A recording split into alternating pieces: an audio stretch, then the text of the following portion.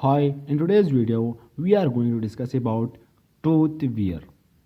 So let's start our video. Tooth wear. Let's see what is tooth wear. देखो, जब हमारे पास एक teeth है, उसका जो सरफेस है, उसका सरफेस है, उससे एक लॉस हो जाए, सरफेस लॉस हो जाए, तो उसको हम वियर कहते हैं। वियर क्या है? लॉस है, सरफेस लॉस है एक मटेरियल का।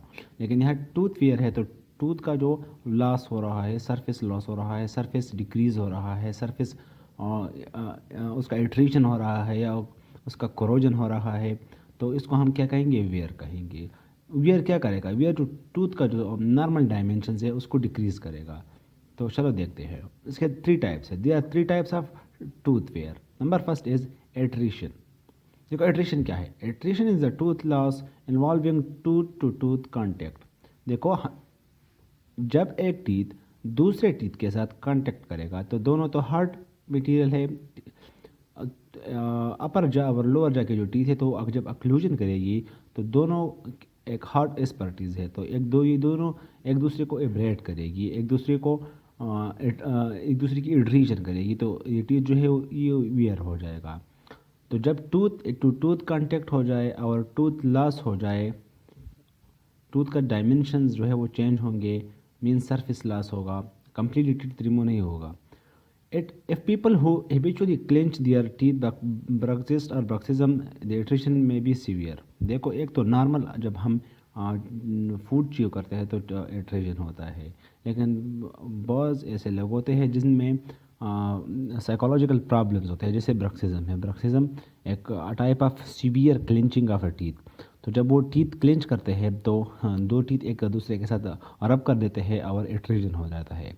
तो सिंपल है, एट्रीजन टूथ लॉस है, सरफेस लॉस है। किस वजह से? टूथ टू टूथ कांटेक्ट की वजह से। So this is attrition. अब है एब्रेजन। देखो abrasion is a tooth loss involving a friction between tooth and outside material. यहाँ पर क्या है? यहाँ पर एक टीथ है, उसके साथ इन्वायरमेंट से कोई एजेंट आ रहा है और उसके साथ एब्रेड हो रहा है।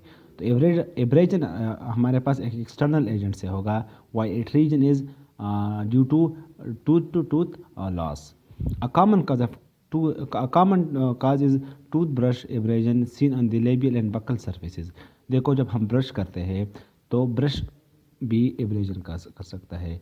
ब्रश दो वजह से एब्रेजन काज कर सकता है। एक रॉन्ग टेक्निक की वजह से और दूसरा हार्ड ब्रशेस वाला ब्रश यूज़ करने से। तो टूथब्रश के लिए हमें सबसे पहले हमें सॉफ्ट ब्रशेस वाला टूथब्रश लेना है। इसके अलावा हमें करेक्ट टेक्निक अप्लाई करना है एब्रेजन को एवॉइड करने के लिए।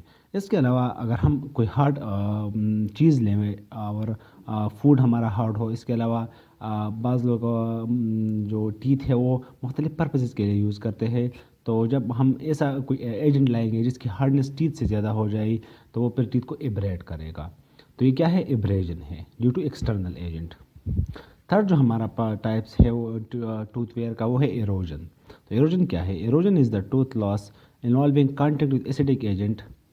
एब्रेजन में क्या एरोजन और एब्रेजन जो दोनों है वो एक्सटर्नल एजेंट की वजह से काज होंगे, लेकिन एब्रेजन में एक हार्ड स्पर्टी आएगी, एक हार्ड मटेरियल आएगा और टूथ को एब्रेड करेगा, वाइल एरोजन में एक केमिकल आएगा, एक लिक्विड फॉर्म होगा, एसिड्स होंगे। इसके अलावा और एजेंट्स भी हो सकते हैं लेकिन मोस्टली वो लिक्विड फॉर्म में होंगे।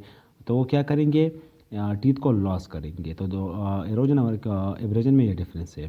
Extrinsic soft drinks and citrus fruit, intrinsic gastric acid following रिगोरिजेशन।